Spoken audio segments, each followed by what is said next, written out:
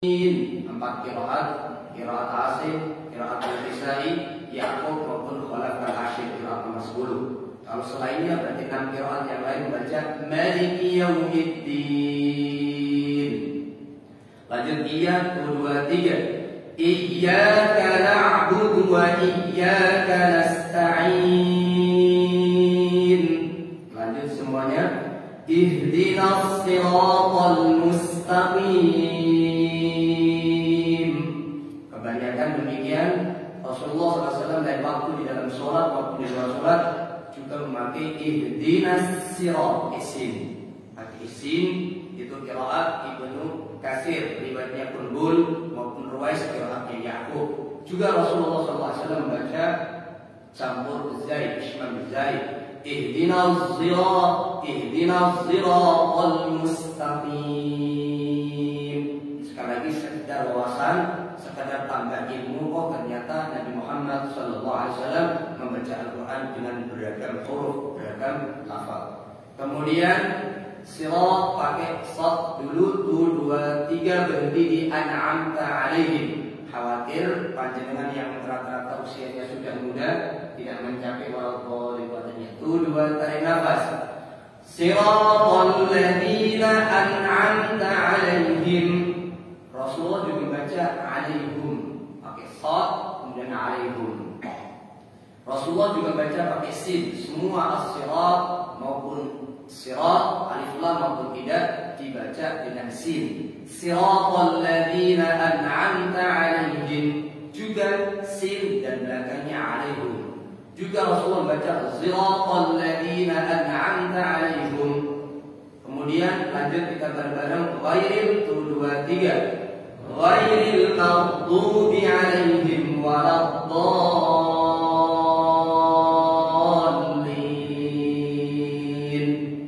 Rasulullah SAW juga membaca maghdubi alaihim, ghairil maghdubi alaihim, juga ghairil maghdubi alaihim waladdallin. Disunahkan baca takmin. Amin. Barakallahu fikum ajma'in. Mudah-mudahan itu menjadi pemberat mizan akhirat kita. Amin ya rabbal alamin. Tidak panjang lebar, fokus pada surah Al-Fatihah. Namun ada sedikit mukadimah tentang isti'adzah. Berangkat dari surah An-Nahl ayat ke-16, A'udzu billahi minasyaitonir rajim. Fa idza qara'tal Qur'ana fasta'idz billahi minasyaitonir rajim. Maka bila engkau hendak membaca Al-Quran maka isti'adzah. Isti'adzahlah kepada Allah dari syaitan rajim. Kalimat yang Allah Subhanahu wa taala pakai isti'adzah. Dari sinilah para alim ulama baik qiraat maupun ulama-ulama fikih membolehkan tidak harus a'udzu ata'awwadzu, kemudian ta'awwadzu tapi asta'idu boleh, ista'adtu boleh. Redaksinya mana? Karena Allah menyuruh dengan kalimat fasta'id. Itu dalilnya. Kemudian adapun redaksi yang disepakati mayoritas alim ulama yang terbaik, yang paling sunnah, bukan yang sunnah, paling sunnah adalah a'udzu billahi minasyaitonir rajim. Mengapa demikian? Memang perintahnya isti'adzah, tapi ternyata pengamalannya yang diamalkan Rasulullah SAW adalah a'udzu billahi minasyaitonir rajim. Adapun di bawahnya lagi yaitu masih sunnah, lebih sunnah yang tadi. Ada yang sunnah apa itu? A'udzu billahi samii'il 'alimi minasyaitonir rajim. Saya bahasakan lebih sunnah atau sunnah, lebih baik ada yang baik supaya faham betul bagaimana ketika Ibnu Mas'ud radhiyallahu anhu beliau talaqi kepada Rasulullah Muhammad sallallahu alaihi wasallam membaca pada mulanya A'udzu billahi as-sami'il 'alimi minasyaitonir rajim. Lanjut Rasulullah sallallahu alaihi wasallam, ya ibna Ummi Abd, qul a'udzu billahi minasyaitonir rajim. Rasulullah memilih qul, ucapkanlah yang a'udzu billahi minasyaitonir rajim. Meskipun jelas mendengar kalimat dari Abdullah bin Mas'ud, kalimat a'udzu billahi as-sami'il 'alimi minasyaitonir rajim. Alasannya apa ya Rasulullah? Hakadha aqra'ani Jibril alaihissalam min al-lauhil mahfuz bil qalam. Karena yang demikianlah Jibril alaihissalam guru Al-Quran saya, maksud kata Rasulullah SAW, mengajarkan aku, mengiqra'kan aku dengan kalimat minasyaitonir rajim. Bahkan kasusnya sama. Pada mulanya Rasulullah beristi'adzah atau ta'awudz, a'udzu billahi samiil 'alim minasyaitonir rajim.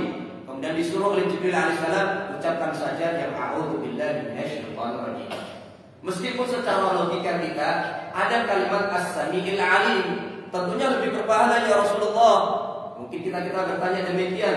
Lah, jika ada redaksi Al-Quran maupun hadis, kemudian ada yang baik, ada yang lebih baik, dan memang Jibril maupun Rasulullah SAW menyampaikan itu yang lebih baik, itu yang lebih sunnah, tentu kita cari yang lebih baik. Tidak pakai logika tapi pakai iman.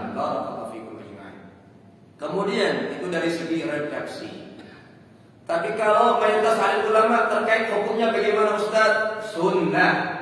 Berbeda di dalam sholat.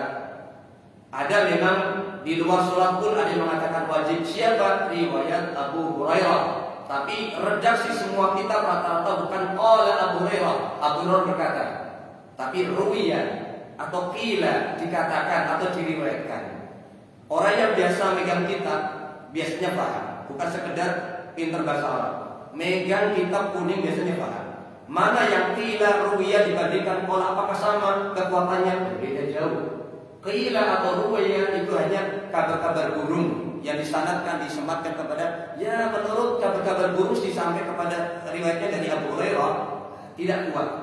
Nah, tidak kuat mengatakan a'udzu billahi minasyaitonir rajim, hukumnya adalah wajib. Wallahu a'lam bishawab. Kalau Daud al-Dhahri jelas mengatakan wajib, namun mereka tekstual dan keluar dari 4 mazhab yang mu'tabarah. Lanjut, kalau dalam sholat bagaimana Ustaz? Ulama-ulama tabi'in, Atha ibn Abi Rabah, Ibnu Sirin pernah membantu Abu Bakar As-Siddiq An-Nakhai. Beliau mengatakan wajib setiap rakaatnya. Ketika Allahu Akbar, doa kita harus wajib a'udzu billahi minasyaitonir rajim, kemudian baca bismillah al-Fatihah. Begitu pula rakaat kedua, ketiga dan keempat menurut tabi'in yang saya sebutkan. Adapun mayoritas ulama tetap lagi hanya sunnah di luar maupun di dalam sholat. Hanya saja Abu Hanifah Asy-Syafi'i rahimahullah ta'ala lebih condong mengucapkan a'udzu di dalam sholat adalah pada rakaat yang pertama saja. Kalau kita mengaku kita kan mazhab Syafi'i Ustaz, perlu diketahui Imam Syafi'i sendiri berpendapat a'udzunya dibaca dalam satu rakaat yang pertama saja, yang kedua, ketiga, keempat tidak membaca a'udzu billahi minasyaitonir rajim. Hanya saja yang paling beda adalah Imam Malik. Imam Malik mengatakan bahwa tidak ada ta'awudz di dalam sholat fardu, tapi kalau sholat sunnah sah-sah saja. Ini versi beliau, wallahu a'lam. Kemudian lanjut, apakah ada redaksi dalil yang mengatakan a'udzu billahi samiil 'alim minasyaitonir rajim dipakai Rasulullah SAW juga? Nah, tadi At-Ta'labi Imam Syu'bah juga meriwayatkan Rasulullah SAW pada mulanya a'udzu billahi samiil 'alim minasyaitonir rajim, diralat disuruh oleh Jibril alaihissalam a'udzu billahi minasyaitonir rajim. Ada dalil yang lain riwayat Abu Daud dalam sunannya dari Abu Sa'id Al-Khudri radhiyallahu anhu qala, saya artikan saja, Rasulullah SAW pernah qiyamul lail, kemudian takbiratul ihram Allahu Akbar, kemudian membaca subhanakallahumma bihamdika tabarakasmuk wa ta'ala jadduk wa la ilaha ghairuk. Baca iftitah Rasul SAW ini. Bukan berarti saya sampaikan hanya ini saja, karena ada kurang lebih 15 bacaan iftitah Rasulullah SAW. Ada sekitar 15-an. Ini salah satunya saja. Kemudian Rasulullah membaca lagi la ilaha illallah, la ilaha illallah, la ilaha illallah 3 kali. Tsumma yaqul, kemudian mengatakan Allahu akbar kabira, Allahu akbar kabira, Allahu akbar kabira 3 kali juga. Lanjut a'udzu billahi samiil 'alim minasyaitonir rajim min hamzihi wa nafthihi wa nafthihi. Itulah salah satu doa iftitah Rasul, jelas ada kalimat a'udzu billahi samiil 'alim minasyaitonir rajim. Berarti saya kalau boleh nanya jemaah, seandainya ada seorang qari, seorang imam terdengar a'udzu billahi samiil 'alim minasyaitonir rajim, kemudian bismillahirrahmanirrahim dan seterusnya, kira-kira boleh atau tidak dengan redaksi tersebut? Boleh, karena Rasulullah SAW jelas mengamalkannya. Lanjut, ijma' para alim ulama fikih maupun ulama qiraat bahwa isti'adzah atau ta'awudz itu bukan bagian daripada Al-Quran.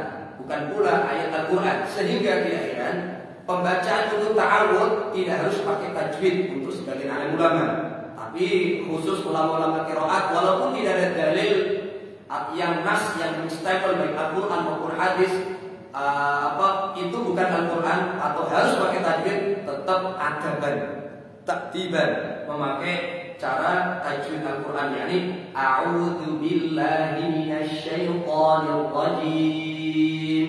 Demikian. Itu hanya sebagian alim ulama saja. Kemudian kepada fadilahnya.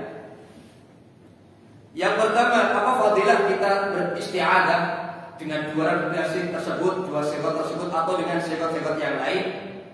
Riwayat Imam Muslim dari Sulaiman bin Surat radhiyallahu anhu. Dalam Sahih Muslim ada dua laki-laki yang hampir berantem di depan mata Nabi Muhammad SAW. Mulai adu mulut sampai ihtamarra wajhuhu, wajahnya merah. Kemudian urat-urat lehernya mulai bengkak, mulai berotot, pengen memuntahkan kemarahannya. Rasulullah SAW melihat pemandangan tersebut, akhirnya berbicara kepada orang yang sama-sama melihat pemandangan. Wahai sahabat, inni la'alam kalimatan law qala dzalika ladhahaba dzaka anhu. Sungguh aku mengetahui, sungguh amat mengetahui kalimat di mana orang itu yang hendak memuntahkan kemarahannya atau tengah marah, mau mengucapkannya, ladhahaba anhu, maka kemarahan itu akan hilang dari dirinya. Rasulullah SAW menyampaikan kalimatnya apa? A'udzu billahi minasyaitonir rajim. Itulah kalimatnya. Nah, singkat dalam, agak panjang hadisnya. Fadilah yang pertama dari ta'awud, ketika kita ingin marah atau tengah marah dan ingat zikir ini, perbanyaklah a'udzu billahi minasyaitonir rajim, a'udzu billahi minasyaitonir rajim. Salah satu tips agar menghilangkan sifat marah. Wallahu a'lam. Yang kedua, hadis riwayat Imam Muslim, Utsman bin Abi Al-As As-Saqafi. Terkait ta'awud dari sanad Utsman bin Abi Al-As As-Saqafi cukup banyak. Ini cumilan saja yang tertera dalam Al-Jami' Ahkamul Quran.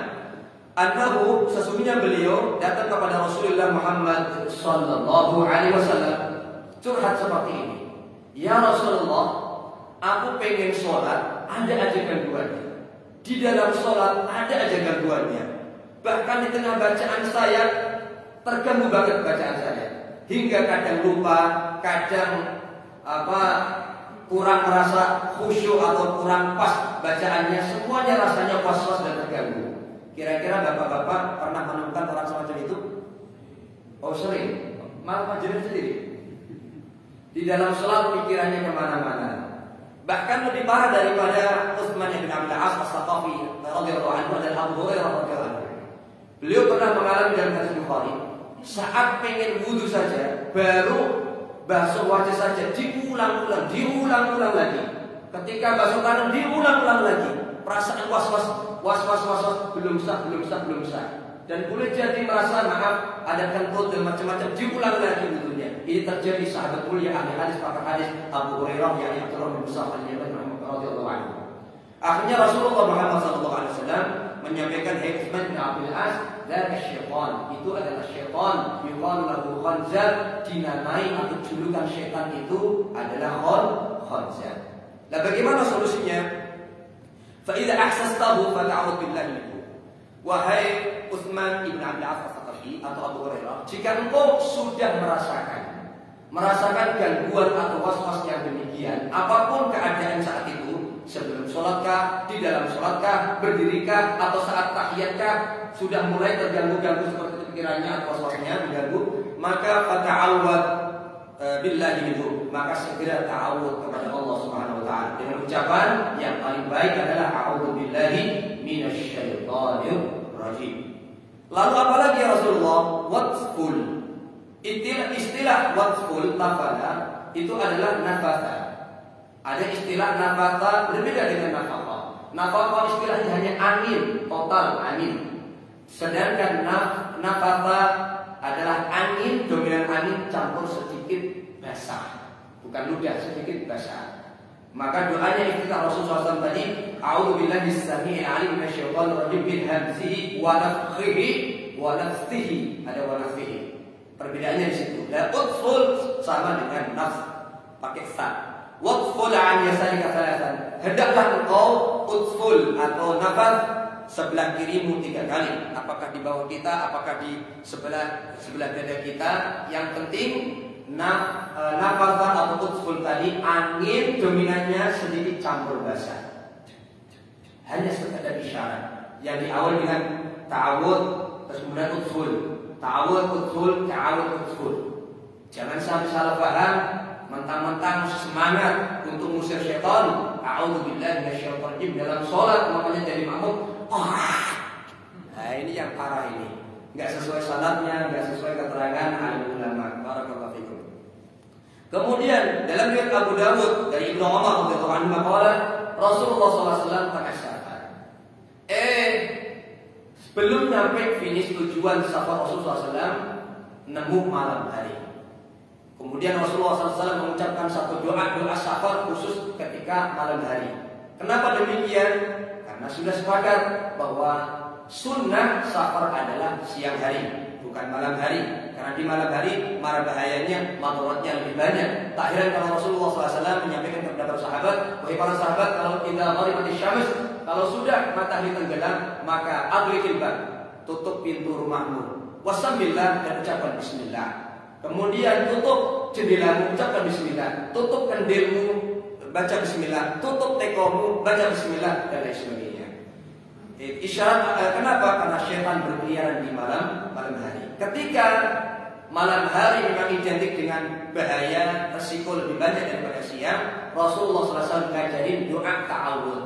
Minimal a'udzubillahi minasyaitonir rajim, tapi ada redaksi yang tepat untuk safar di malam hari. Apa itu doanya? Ya ardu, saya artikan wahai tanah. Rabbi wa rabbuka Allah. Rabbu dan Rabbu itu adalah Allah. Sama-sama Allah Subhanahu wa ta'ala.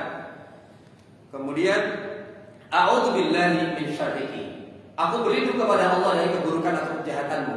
Wa syarri ma khuliqa fiki, dan dari keburukan kejahatan yang tercipta di dalam dirimu. Wa min syarri ma yatiqu alaihi, dan dari keburukan hewan melata yang ada di permukaan tanahmu. Wa min hasadin wa aswada, dan dari keburukan macan atau singa dan hewan yang hitam. Wa min al-hayyati wal aqrabi, dan dari kejahatan ular maupun kalajengking. Wa min sakinil baladi, dan dari keburukan penduduk setempat yang tidak kenal kita. Wa min walidin wa ma walad, dan dari keburukan orang tua maupun remaja yang belum kenal kita yang hendak berniat jahat. Wallahu a'lam. Hadis riwayat Abu Dawud, nomor hadisnya adalah 2603, Musnad Ahmad 6161. Lanjut kemudian ada yang lebih penting juga. Khawlah bintu Hakim, pembantu Rasulullah Muhammad SAW. Beliau berkata, sami'tu Rasulullah SAW. Aku mendengar Rasulullah SAW menyampaikan seperti ini. Barang siapa, artinya saja, barang siapa yang nginep di sebuah rumah atau penginapan atau hotel, termasuk rumah sendiri, lebih-lebih musim hujan seperti ini, lalu ia mengucapkan a'udzu bikalimatillahi tammati min syarri ma khalaq. Kalau dalam hadis ini riwayat Imam Malik dalam kitab Al-Muwatta, riwayat Imam Muslim dalam sahihnya, maupun At-Tirmidzi dalam Sunan At-Tirmidzi, dan beliau mengatakan hadis hasanun sahih, sunnahnya hanya 1 kali. Tapi kalau saya buka dalam kitab At-Tabrani, riwayat Ad-Du'a, kitab riwayat At-Tabrani juga muttafaqun alaih dalam tahqiqnya, ternyata sunnahnya lebih sunnah dibaca 3 kali. Boleh 1 kali, boleh 3 kali. Siapapun yang nginep di suatu tempat, kemudian sebelum tidur baca a'udzu bikalimatillahi tammati min syarri ma khalaq, dijamin apa? Lam yadurruhu syai'un hatta yartahil. Orang tersebut tidak akan menemukan musibah atau mara bahaya yang menggigitnya, membahayakan dia sampai pada esok harinya. Amin ya rabbal alamin. Lebih-lebih ini musim penghujan, banyak kalajengking, banyak kelabang dan macam-macamnya.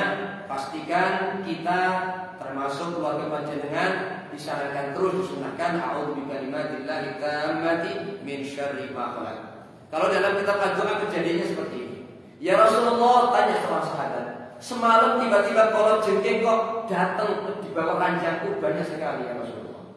Mungkin saat itu hujan, Rasulullah alam. Bagaimana ini ceritanya ya Rasulullah? Dan kenapa engkau tidak membaca a'udzu bikalimatillahi tammati min syarri ma khalaq 3 marrat qabla an awaita ila firasyik, sebelum engkau tidur, maksudnya menuju tempat tidurmu, jika engkau membacanya 3 kali, maka terhindar dari itu semuanya, kata Rasulullah Shallallahu Alaihi Wasallam. Kemudian bab basmalah. Mengenai Bismillahirrahmanirrahim, hukumnya jelas. Kalau terkait Al-Fatihah, singkat saja, mayoritas alim ulama hukumnya wajib di dalam sholat maupun di luar sholat, karena berpendapat meyakini bagian daripada ayat-ayat surah Al-Fatihah, kecuali satu imam di antara empat mazhab yang mu'tabarah, tak boleh taklukan, insyaallah kalian tahu, Imam Malik rahimahullahu taala. Kemudian, Imam Malik itu dalilnya apa sih Ustaz? Penasaran banget. Dari dulu kok kekeh pokoknya Bismillah itu bukan bagian daripada surah Al-Fatihah, sehingga gak apa-apa kalau Imam Saudi dan berbagai Imam Malik banyak nggak pakai basmalah. Ya karena hadisnya masyhur. Insyaallah panjenengan sudah hafal betul hadis ini. Apa itu hadis qudsi? Allah Subhanahu wa taala berfirman, sesungguhnya aku membagi as-shalah. As-shalah di sini adalah ta'ala bukan surah Al-Fatihah, dinamai oleh Rasulullah SAW juga surah as-shalah, karena salat tidak sah kecuali dengan bacaan surah Al-Fatihah. Aku bagi surah Al-Fatihah itu menjadi 2 bagian antara aku dengan hambaku. Kata Allah Subhanahu wa taala, jika hamba membaca alhamdulillahirabbil alamin, Allah pun akan berkata hamdani rabbi, dan seterusnya. Di dalam hadis itu tidak ada Bismillahirrahmanirrahim. Oh, tidak ada Bismillah toh. Nah, hadis Bukhari Muslim. Ternyata Rasulullah hadis qudsi, Allah SWT berfirman, jika hamba mengucapkan alhamdulillahirabbil alamin. Tidak dikatakan jika hamba membaca Bismillahirrahmanirrahim, alhamdulillahirabbil alamin. Mudah-mudahan bisa dipahami. Adapun hadis-hadis daripada mayoritas alim ulama banyak dan lebih banyak daripada dalilnya Imam Malik rahimahullah taala. Sekedar fadilahnya. Saya tidak panjang di situ karena insyaallah pada hafal tentang ikhtilaf masyhur atau mutabarrah tentang bismillah. Fadilah bismillah yang insyaallah tidak kalah pentingnya dan mungkin sedikit sekali yang mengetahuinya. Yang pertama, ada sekitar 21 fadilahnya. Hanya secuil saja yang insyaallah saya sampaikan. Pertama adalah Ali bin Abi Thalib sanadnya bahwa ada seorang laki-laki menulis kalimat basmalah Bismillahirrahmanirrahim pada sebuah kertas. Namun setelah itu diam. Sayyidina Ali bin Abi Thalib yang melihat pemandangan tersebut mengucapkan, ya gulam, jawwidha. Baca dengan tajwid itu kalimat Bismillahirrahmanirrahim. Kalimatnya Sayyidina Ali kalau kita perhatikan jawwidha dengan tajwid. Jelas bahwa kalau membaca ta'awud berbeda dengan basmalah. Basmalah harus dengan tahsin atau tajwid, panjang pendeknya, makhrajnya, sifatnya harus betul. Tak heran ketika Sayyidina Anas bin Malik yang sering menjadi makmum Rasulullah SAW persis di belakang beliau, terkadang sebelah kiri, terkadang sebelah kanan. Ketika ditanya, "Hai Anas bin Malik, kaifa kana qira'atu Rasulullah SAW Al-Qur'an?" Bagaimana bacaan Al-Qur'annya Rasulullah SAW? Beliau menjawab, "Kana maddan. Bacaan Rasulullah SAW itu mad. Artinya bagian daripada tajwid. Hukum tajwid itu benar-benar diperhatikan, diamalkan oleh Rasulullah SAW. Apakah hanya teori seperti yang disampaikan Anas bin Malik radhiyallahu anhu? Tidak. Lanjut kemudian Sayyidina Anas bin Malik menceritakan Rasulullah SAW mempraktikkan seperti ini. Bismillahirrahmanirrahim.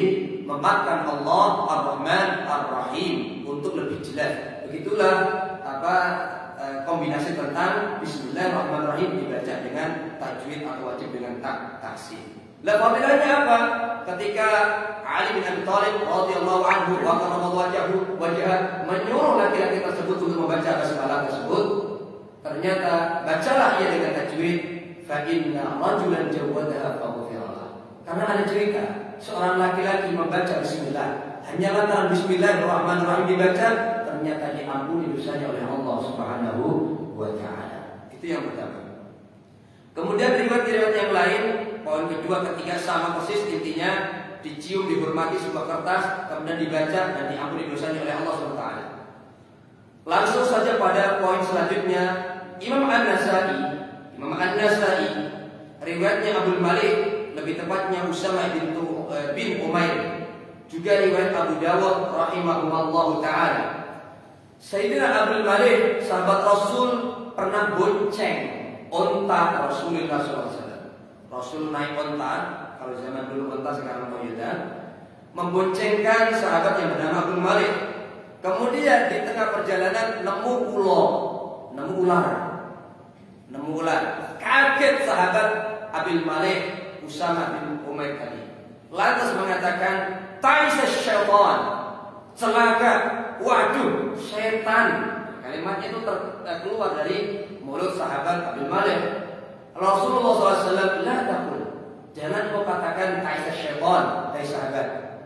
Perintah Rasulullah SAW, larang Rasulullah SAW. Walakin qul, akan tapi ucapkanlah bismillah.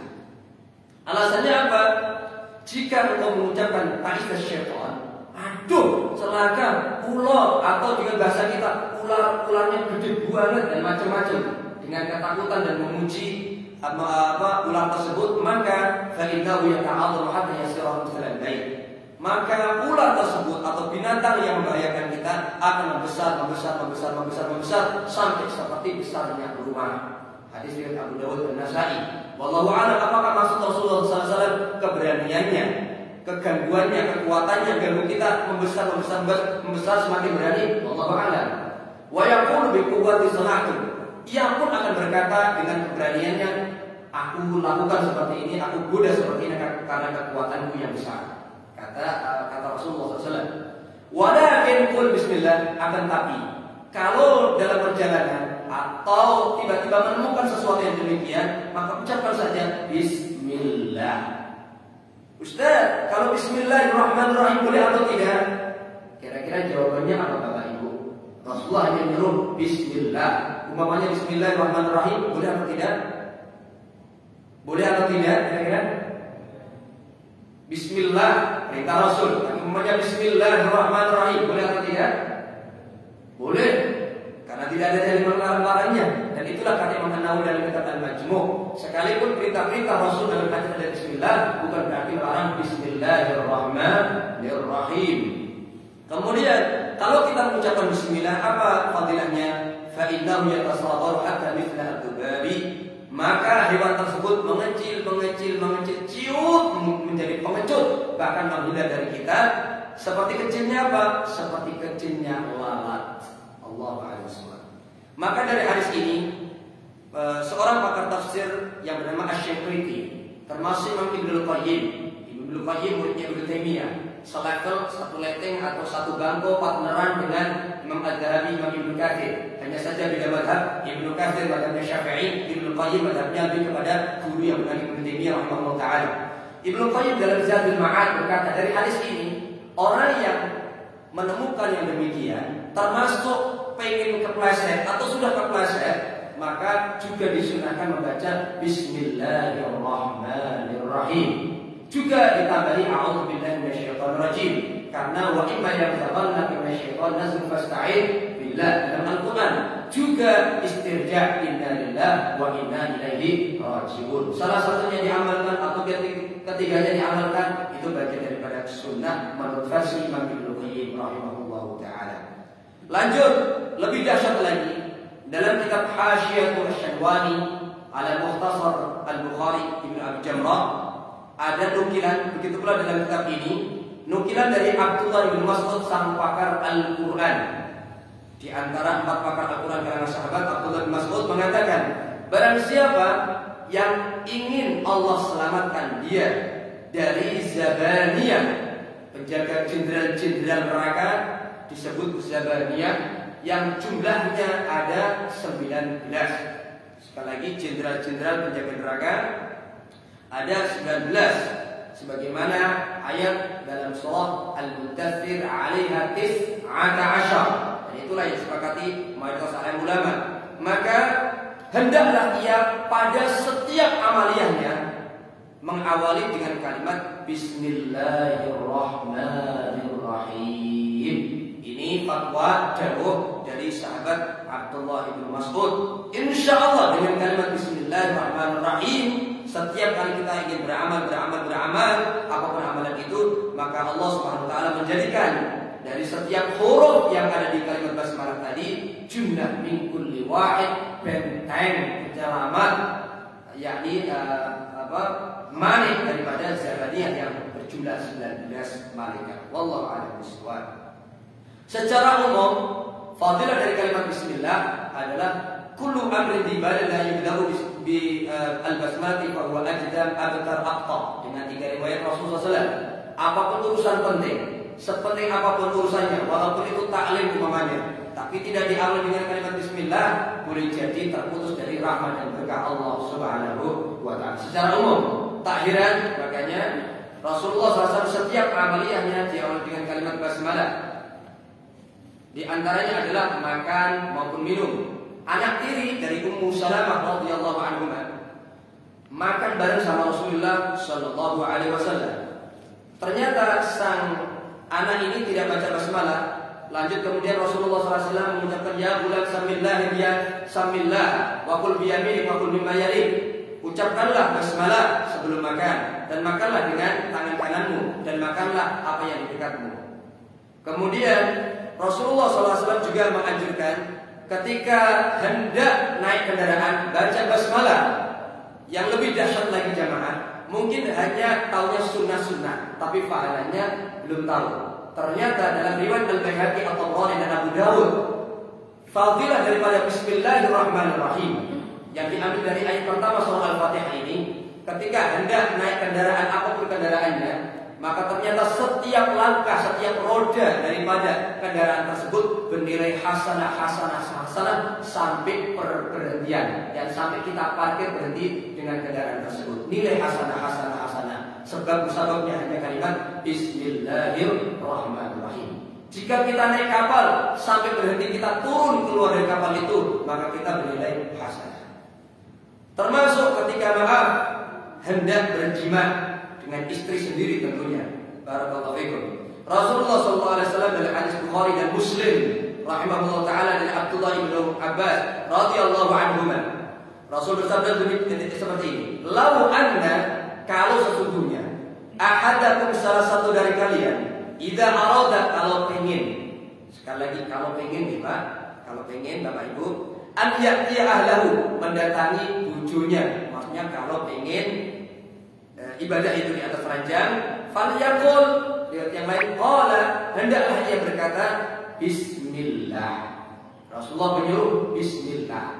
Saat menyuruh anak tiri Rasulullah SAW juga bismillah, bukan bismillahirrahmanirrahim. Maka tak heran dan jangan takjub jika ada kiai atau muballigh atau para habaib lebih condong kalau makan minum bukan bismillahirrahmanirrahim, karena secara tekstual Rasulullah menyuruh bismillah. Nah, betul tekstualnya demikian. Kemudian begitu pula ketika ingin jima, bukan bismillahirrahmanirrahim, tapi bismillah. Tapi sekali lagi bukan berarti Rasulullah melarang membid'ahkan bid'ah dalalah finnar dengan kalimat bismillahirrahmanirrahim, dan itu dijelaskan oleh Imam An-Nawawi dalam kitab Al-Majmu' Syarah Al-Muhadzab. Kemudian setelah kalimat bismillah apa? Disunahkan minimal bismillah. Karena dalam hadis riwayat At-Tabrani hanya kalimat bismillah saja, walaupun tanpa doa ketika hendak jima. Ngene-ngene bapak-bapak masih ingat doa hendak jima itu ucapannya apa? Allahumma. Masih ingat atau sudah lupa? Pengantin baru toh ingatnya. Malah mungkin cara-cara di opa ini jadi lupa doanya itu. Allahumma shalli ala Muhammad. Allahumma jannibna atau jannibni syaitan wa jannibi syaitana mimma razaqtana. Jadi awal dengan bismillah lebih afdal. Apa fadilahnya kalau hanya bismillah atau ditambahin tadi minimal bismillahnya? Fa innahu, karena sesungguhnya in yuqaddar bainahuma waladun fi dzalika, jika ditakdirkan anak, ada benih lahir seorang bayi nantinya dengan berkah bismillah tadi, lam yadurruhu syaitanun abada, maka bayi tersebut sampai akhir hayatnya tidak gampang digoda, diganggu, diwaswas oleh syaitan abada, selama-lamanya, selawase, maksudnya adalah sampai wafat. Lebih dahsyat daripada itu, Rasulullah SAW dalam hadis yang lain, riwayat At-Tabrani, Abu Dawud dan Imam Al-Baihaqi rahimahumullah taala menyampaikan, bukan hanya sekedar anaknya itu terlindungi dari syaitan yang otomatis insya Allah gampang di-style, gampang jadi anak yang soleh atau solehah, muslim anak yang barokah hanya dengan kalimat bismillah ketika hendak jima tersebut. Ternyata dalam hadis yang lain adalah kata Allahu lahu hasanatin, Allah tulis, yakni suruh malaikat raqib atid menulis kebaikan sejak lahir bayi itu sampai wafat bayi itu bi'adati anfasihi, dengan hitungan nafasnya. Nafas dari setiap bayi itu bernilai ibadah hasanah bagi kedua orang tua jika saat proses tadi jimatnya membaca basmalah. Kira-kira enak apa uwina? Maaf sekali lagi, jangan pernah sepelekan fadilah semacam ini. Itulah yang godaan syaitan. Sekali saja dan sebagainya tidak diamalkan. Padahal boleh jadi hal yang seperti itulah yang membuat kita sedikit pantas masuk surga Allah. Boleh jadi memang kita ini wajah-wajahnya nggak pantas masuk surga kalau dilihat dari amal ibadah, sholat, tilawahnya, taklimnya, sedekahnya, umrah hajinya, boleh jadi semua itu ditolak mentah-mentah oleh Allah SWT. Tapi dari amal yang sepele, yang saat itu kita benar-benar ingin tabarrukan dengan kalimat asma Allah, Bismillahirrahmanirrahim, saat jima saja, kemudian menemukan hasanah, ternyata hasanah yang diterima oleh Allah yang mengantarkan kita dalam ridho rahmat masuk surga, itu boleh jadi hanya karena bayi tersebut. Wallahu a'lam bishawab. Sekali lagi, itu dawuh Sayyidina Ali bin Abi Thalib, dawuh Imam Al-Ghazali, Abu Hamid Muhammad Hijriah wafatnya mengatakan demikian. Jangan pernah sepelekan amal soleh walaupun kecil sekali, boleh jadi kita masuk surga karena amal seperti tersebut. Allah a'lam. Masih berapa jam, Ustaz? 1 jam. Oke. Kemudian kalau adakah yang lainnya, Ustaz? Masih banyak. Sebagian lagi hadis riwayat Imam Muslim. Rasulullah SAW menyampaikan, "Idza dakhala rajulun baitahu." Jika ada seseorang masuk rumah, baca Bismillahirrahmanirrahim. Lagi-lagi saya husnudzon. Banyak di antara kita masuk kamar atau masuk rumah tidak pakai bismillah. Paling minimal foto-fotonya assalamualaikum. Itu saja. Jujur, kalau mabuk-mabuk berarti insyaallah mengaku. Lupa dengan kalimat Bismillahirrahmanirrahim. Karena banyak sekali, satu saja hadis Muslim saja. Manfaatnya adalah maka syaitan berteriak keras kepada bala tentaranya. Apa kata mereka? La mabita lakum, tidak ada tempat yang bisa tempat inap. Tidak ada tempat di rumah ini yang bisa kita injek karena sudah semuanya panas. Mungkin karena berkah basmalahnya orang yang masuk ke dalam rumah tersebut. Begitu pula hendak makan dan minum, maka la wala asya, tidak ada makanan hidangan untuk kalian.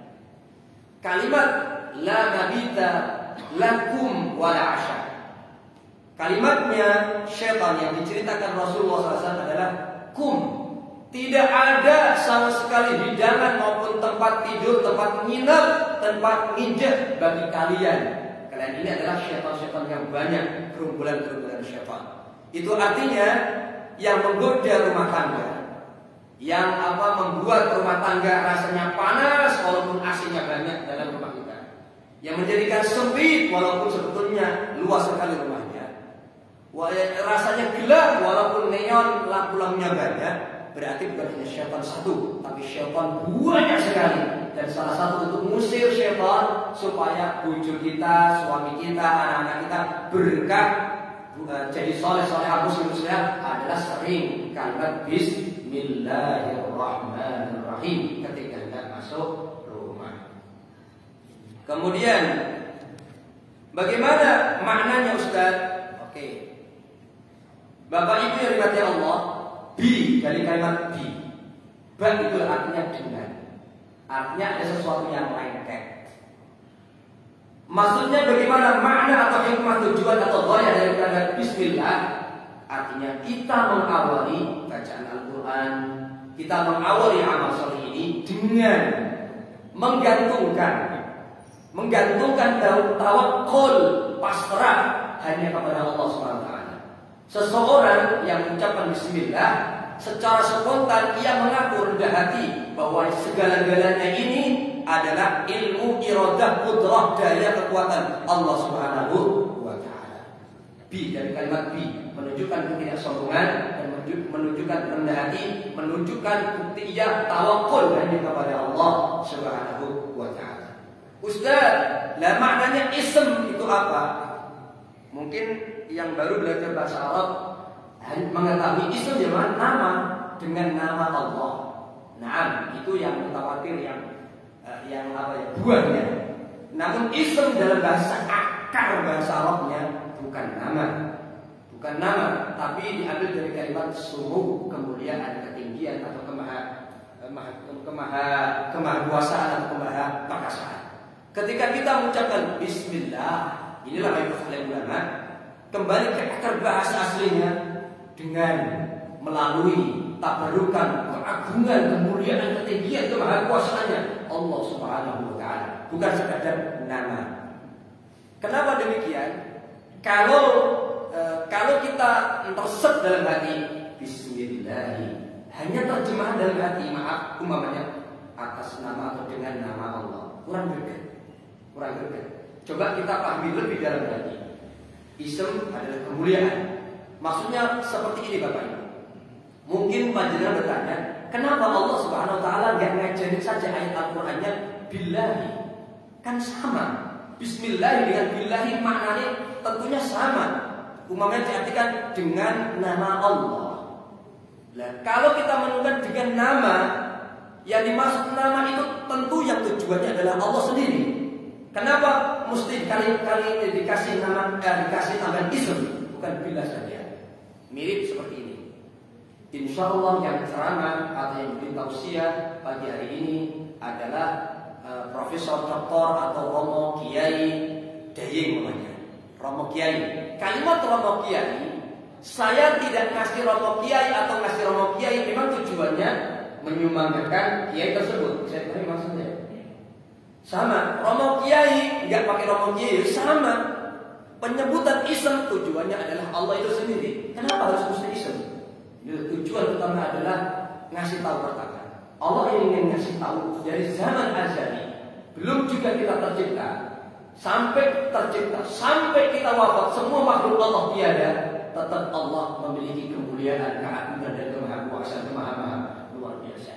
Dari Bismillah tersirat dari situ. Kedua adalah tadi, ism itu lebih memuliakan lagi untuk Allah Subhanahu Wa Taala. Yang ketiga, hikmah daripada tambahan ism dan tidak ada tambahan ism untuk membedakan mana yang qasam, sumpah, mana yang tabarrukan dengan keagungan kemuliaan Allah SWT. Dalam bahasa Arab, sumpah itu kan antara tiga hal. Wallahi demi Allah, tallahi billahi. Kalau hanya Bismillahirrahmanirrahim, ada makna qasam dan khawatirnya. Maka supaya membedakan, mengeluarkan daripada batas qasam, sumpah ditambahi Bismillah dengan atau melalui tabarrukan asma Allah, kemuliaan Allah dan sebagainya. Sampai sini bisa dipahami? Mudah-mudahan bisa diamalkan ketika mengucapkan Bismillah, bukan sekedar dengan nama Allah, bukan sekedar itu, tapi tabarrukan dengan segala kekuatan kemuliaan berkahnya Allah Subhanahu Wa Taala. Lah Allah sendiri maknanya apa Ustaz? Bermacam-macam. Para alim ulama salaf bermacam-macam pendapat. Allah berartikan ismu dzat al-mawjud. Mana? Allahu Akbar. Terkadang nyimak-nyimak seperti ini kelamaan. Tapi ingin tabarukan dengan hasil karya Imam Al-Qurtubi rahimahullahu taala. Oke, nah. Lil mawjudil haqqil jami' li sifatil ilahiyyah al-man'ut bi nu'utir rububiyyah al-munfarid bil wujudil haqiqi la ilaha illa huwa subhanahu. Artinya adalah nama. Allah adalah nama untuk zat yang mawjud, yang benar, yang kompleks, yang memiliki segala bentuk sifat ilahiyah maupun sifat rububiyah. Yang esa, wujudnya hakiki, tidak ada ilah yang berhak disembah kecuali Dia Subhanahu wa Ta'ala. Ini makna yang pertama. Yang kedua, ada berpendapat Allah maknanya adalah satu-satunya zat alladzi yastahiqu an yu'bad, yang paling berhak disembah. Maksudnya kalau kita menyebutkan Allah saja, makna yang perlu kita tata dalam hati adalah la ilaha illallah. Itu loh, minimal itu. Kalau saya tidak menyampaikan banyak hal tentang makna Allah saja ya. Salah satunya adalah kalau kita menyebut Allah, itu maknanya adalah ya la ilaha illallah. Tidak ada Tuhan ilah yang berhak, yang benar, layak disembah kecuali Allah. Ustaz, apakah ada dalil itu? Supaya lebih jelas, saya gabungkan, kombinasikan hadis Utsman bin Affan. Utsman bin Affan radhiyallahu anhu pernah bertanya kepada Rasulullah SAW an tafsir Bismillahirrahmanirrahim, tentang tafsir Bismillahirrahmanirrahim.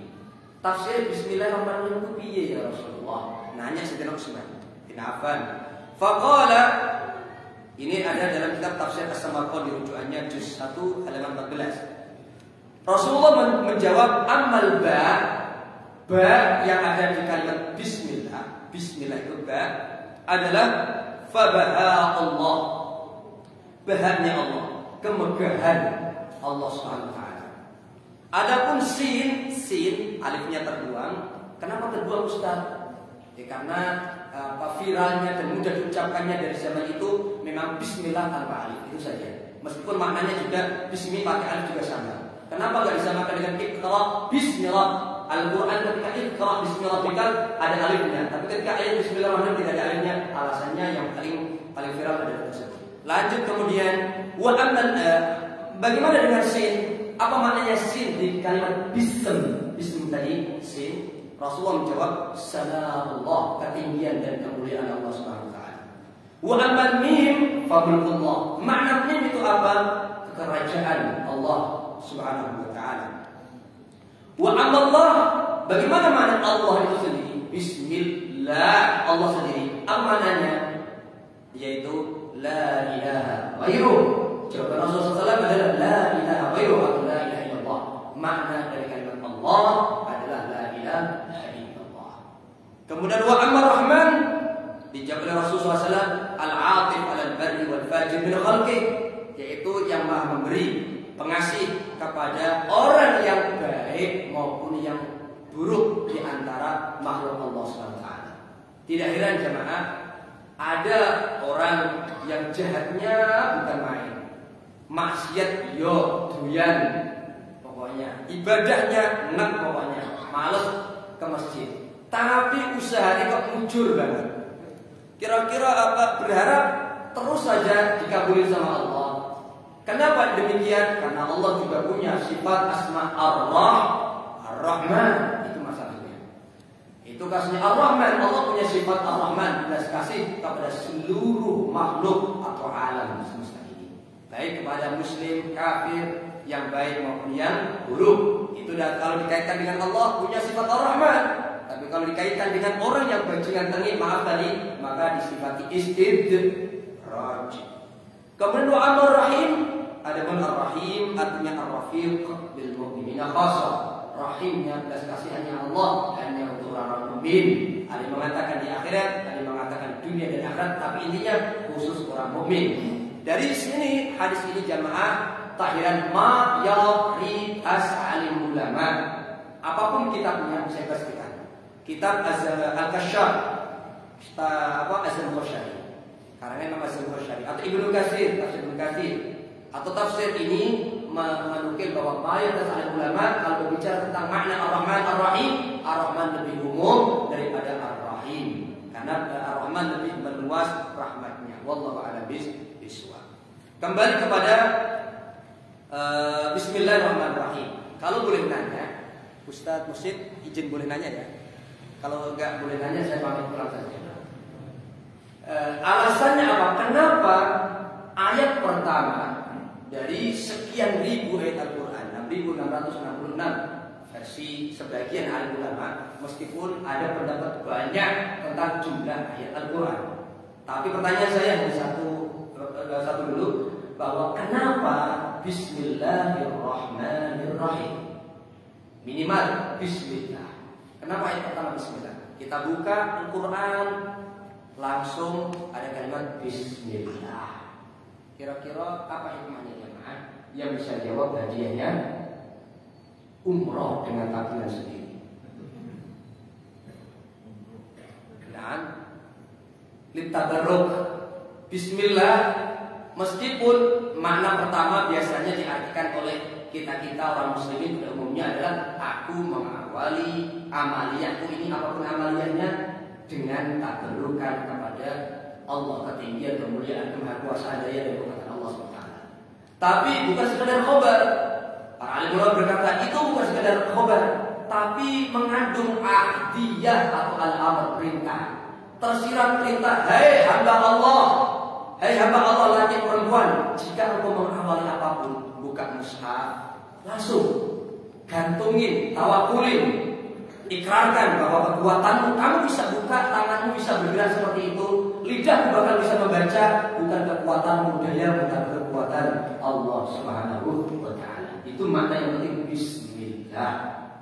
Oke, tidak panjang kalau di sana. Tak perlukan berikrar tentang kekuatan Allah, kita tawakul, pasrah, la haula wala quwwata illa billah dan sebagainya. Terus pertanyaan kedua, mengapa asma Allah atau sifat Allah pertama kali yang disebut oleh Allah Ar-Rahman Ar-Rahim? Asma Allah kan banyak. Ada berapa jemaah? 99 yang diketahui dalam Al-Quran maupun Sunnah. Tapi Asmaul Husna sebetulnya tidak terbatas, yakni atau bahasa kita tidak ada yang mengetahui, sekelas Rasulullah SAW pun tidak mengetahui jumlah nominal asma Allah SWT, hanya Allah SWT. Karena doa Rasulullah SAW pernah, as'aluka Allahumma inni abduka ibnu abdika ibnu amatika nasiyati biyadika madin fiya hukmu adlun fiya qadaduk. Kemudian as'aluka bismin huwa laka sammaita bi nafsaka wa anzaltahu fi kitabika aw 'allamtahu 'an khalqika aw ista'sarta bihi fi 'ilmi al-ghaibi 'indak. Ada kalimat itu. Begitu pula aku tawassulan, tabarrukan dengan nama asma-Mu ya Allah yang hanya Engkau yang mengetahuinya, tidak ada satu pun makhluk yang mengetahuinya. Berarti tersirat nama-nama Allah tidak ada yang mengetahui kecuali Allah SWT. Kenapa yang pertama disebut dan disuruh oleh Allah kepada kita, disuruh oleh Allah Ar-Rahman Ar-Rahim? Apa manfaatnya untuk tujuannya jemaah kira-kira? Ini tawadhu kira-kira nggak tahu atau pura-pura nggak tahu saja? Bahwa tersirat Allah ingin ngasih tahu, Allah meskipun Subhanahu wa Ta'ala punya sifat al-qawiyul matin, punya aziz, punya al-hakim, punya syadidul adab dan macam-macam, tetap selalu mengedepankan rahmat. Allah dzul rahmat, memiliki rahmat, rahmat yang tak terbatas ar-Rahman, juga ar-Rahim khusus orang mukmin. Selalu mengedepankan itu. Maka ketika berbicara hadis para alim ulama seperti Imam An-Nawawi dalam Syarh Muslim Al-Minhaj, maupun Ibnu Daqiq maupun Ibnu Hajar Al-Asqalani rahimahullah taala, tiga alim ulama itu ketika berbicara hadis yang membuat takut para sahabat. Hadis apa itu, Ustaz? Orang yang awal-awalnya selama hidup nampak soleh, tapi ada loh sebagian di antara mereka yang matinya suhul khatimah. Ada di antara mereka pula yang nampak-nampaknya maaf, bajingan tengik, tapi sebagian mereka loh ujung-ujungnya husnul khatimah. Hadis ini yang membuat takut dan semangat, kita sekedar semangat beribadah. Termasuk 3 hari 3 malam tak berhenti nangis Abu Hurairah Ibnu Abi Muhammad radhiyallahu anhu. Kemudian berbicara tentang hadis itu, 3 alim ulama Imam An-Nawawi, Ibnu Hajar dan Ibnu Daqiq rahimahullah taala berkata, namun alhamdulillah hadis ini disimpulkan oleh beliau, disepakati beliau bahwa mantan preman, mantan bajingan, kemudian meninggalnya husnul khatimah, alhamdulillah banyak sekali versi telaah beliau, kajian Al-Quran Sunnah maupun pengalaman pengamatan beliau ini para wali-wali Allah. Tapi yang mantan ustaz, mantan orang soleh, su'ul khatimah adalah nadir, langka. Kalimatnya beliau, karena Rasulullah SAW kalimatnya, redaksi Rasulullah SAW adalah antara inna rajula, sesungguhnya seorang laki-laki, innal abda, seorang hamba, inna ba'dahu, sebagian kalian, artinya tidak banyak. Sekali lagi kesimpulan para alim ulama, orang-orang soleh ini adalah mantan preman, husnul khatimah banyak, alhamdulillah. Mantan orang soleh meninggalnya su'ul khatimah sedikit, bahkan kalimatnya nadir. Mana dalil yang menjadikan para alim ulama berkesimpulan demikian? di antara sekian banyak dalil adalah itu tadi ayat pertama supaya dibaca oleh kita adalah Bismillahirrahmanirrahim. Lebih-lebih berulang kali Allah SWT menyampaikan ayat kursi, rahmati sabaqat ala ghadabi. Rahmatku itu selalu mendahului, membalapi kemurkaanku. Walaupun kebajingannya atau kemaksiatannya itu seabrek-abrek, tapi ujungnya astagfirullah. Hanya sekali berbuat baik saja, kira-kira dihapus gak itu oleh Allah SWT? Bisa jadi dihapus sudah oleh Allah lantaran tobatan sekali saja kemudian wafat. Berbeda maaf. Berbeda kalau kebalikannya ini loh, 1.000.000 atau 1.000 minimal 1.000 keburukan dengan satu kebaikan, Allah ingat-ingat terus kebaikan itu. Kalau manusia pada umumnya karena masih ada nafsu, orang sudah baik 1.000 kebaikan sudah diamali. Khilaf sekali yang diingat-ingat apanya? Khilafnya. Itulah manusia yang masih ada nafsu. Allah Ta'ala. Seolah-olah kita lupa, kita belum bisa menyentuh padahal rahmatan ar-Rahmanir Rahim. Begitulah tersirat buat kita. Jika kita punya anak, sebandel apapun ujian kita untuk mendidik anak kita, anak santri kita termasuk, maka umpamanya bandel, jangan langsung diklaim yang jelek-jelek, apalagi didoakan anak setan. Nauzubillah min dzalik. Seringkali saya dengar di perjalanan, anak sendiri ketika hendak ditabrak langsung dimarah-marahin, bahkan dikatain anak setan padahal dia sendiri punya. Seringkali dengar, nyata itu di depan mata saya.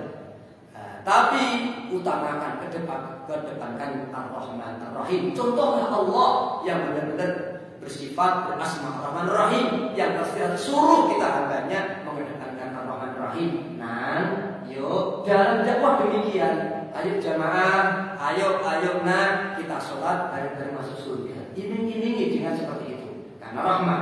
Yuk nah, umpamanya bandel, nanti saya kasih hadiah. Wallahi Ustaz. Anak saya yang kedua ini hafal mendekati melengkap 5 juz. Mungkin 5 juz itu dari belakang sebagainya depan. Lancar sekali alhamdulillah. Anak yang pertama juga sama perempuan di soft ibu sama. Awal mulanya 3 lembar saja prosesnya, 3 lembar saja. Angil kok. Alasannya kok 3 lembar buahnya sekali. Tapi sejak 3 tahun yang lalu sampai sekarang hampir setiap hari minimal 2,5 juz pokoknya ngaji hafalannya. Belum lagi nambah hafalan. Setiap hari murojaahnya 2 lembar, 2,5 juz setiap harinya. Jujur saja proses yang saya amalkan sampai detik ini untuk uang saku tak lebih hanya 2.000 maksimal 5.000 per hari. Kalau sudah ngaji 2,5 juz tambah hafalan per hari adalah 3 baris. Kalau memang berat bisa lagi pokoknya per 2 hari maksimal 3-4 baris. Hadiahnya hanya 2.000 rupiah per hari, maksimalnya 5.000. Bayangkan. Mungkin panjenengan switik banget, siapa switik jamaah. Nah, ternyata dari awal-awal kasih permen nanti tak kasih hadiah. Walaupun awalnya nanti tak kasih hadiah 10.000. Kemudian turun dari kebiasaan jadi kebutuhan, jadi sebuah kewajiban. Pokoknya anak akan merasa setiap hari kalau nggak ada ngaji rasanya ada sesuatu yang menjaganya. Walaupun awal-awal dulu 10.000, walaupun bahkan korban, bahasa kita mungkin korban, berat banget kasih 100.000 ke anak hadiahnya. Tapi insya Allah akan bertahap-tahap. Bahkan wallahi anak-anak itu artinya ketika kita butuh uang tersebut 100.000 ditabung umpamanya 100.000, tapi saya nggak pernah ngasih 100.000 ditabung, kemudian walhasil Abi ini sedekah untuk Abi buat bensin, untuk bayar kontrakan, ini untuk Umi dikembalikan lagi. Bahkan berulang kali, Abi aku nggak jajan nggak apa-apa, ikhlas karena Allah. Itulah artinya kedepankan rahmah dulu daripada kita kalau awas kalau nggak ngaji neraka awas kalau nggak sholat neraka awas nanti pengancaman. Tidak demikian. Islam mengedepankan Ar-Rahmanir Rahim walaupun sekedar apapun itu. Contoh saja, maaf, toilet tertulis, maaf, saking kejamnya ekstrimnya toilet umum, tidak ada yang menutup pintu toilet atau mematikan lampu toilet kecuali monyet umpamanya. Ini kira-kira rahmat atau ancaman? Ancaman. Berbeda, Islam tidak demikian. Yang tahu ilmunya hanya ilmu Bismillahirrahmanirrahim pasti mengedepankan. Se-ekstrim-ekstrim yang mengedepankan adalah siapapun yang menutup pintu. Tidak lupa matikan ini. Mudah-mudahan rezekinya buahnya, kemudian istrinya soleh, bla bla bla bla. Lebih enak mana kira-kira? Lebih enak rahmah atau yang ancaman? Rahmah, ar-Rahmanir Rahim. Barakallahu fikum. Kira-kira masih ada waktu, Ustaz? Bertanya saja. Oh, bertanya saja. Oke, silakan jika ada pertanyaan Ustaz Musa insyaallah yang jawab. Silakan teman sekalian kalau ada pertanyaan. Oke, silakan Ustaz. Bertanya bagaimana mengusir setan jenis manusia.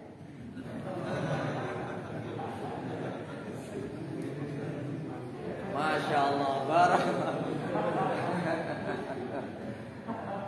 Pertanyaan berat ini. Nah, Ubay bin Ka'ab radhiyallahu anhu sang pakar Al-Quran di antara. Begitu pula pernah kalau nggak salah ingat adalah Utsman bin Affan radhiyallahu anhu bertanya tentang perihal setan. Karena Rasulullah SAW pernah menyampaikan bahwa ada setan dari jenis manusia. Ada setan dari jenis manusia ya Rasulullah? Naam. Karena dengan dalil minal jinnati wal nas.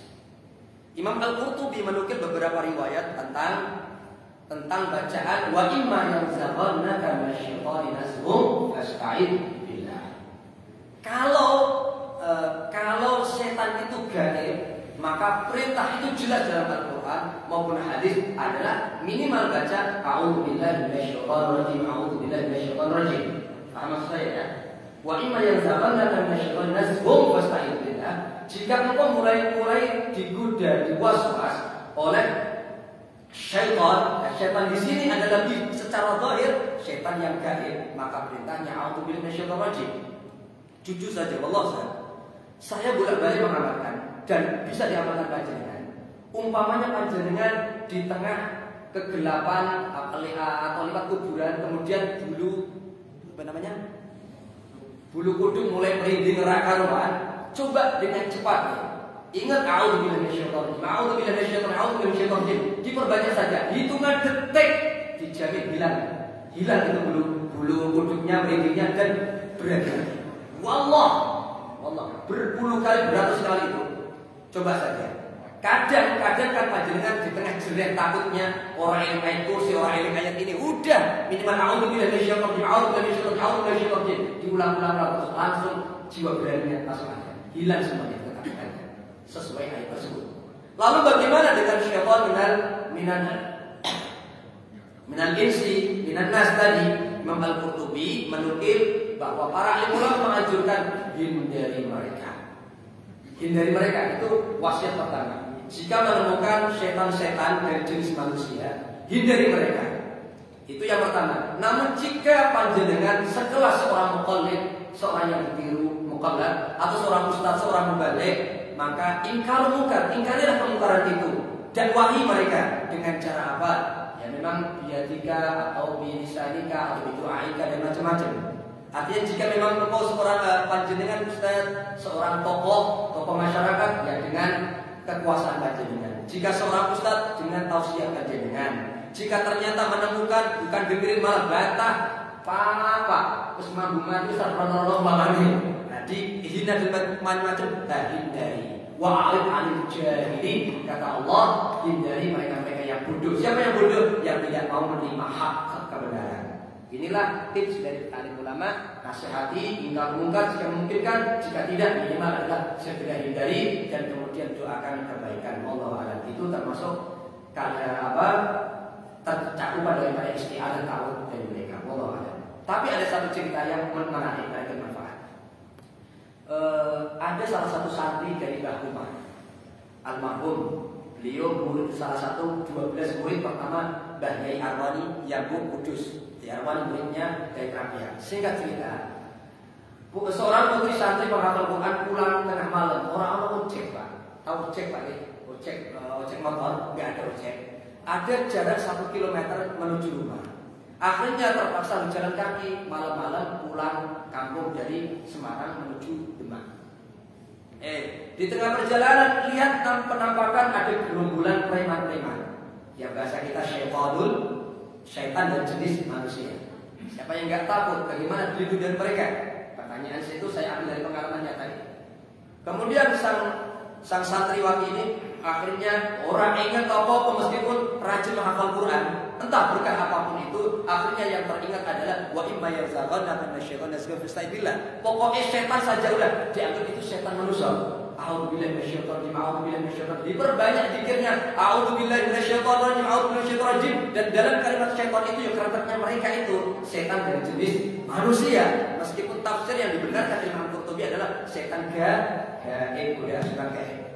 Kemudian diartikan, dimaknai karakternya adalah setan preman itu.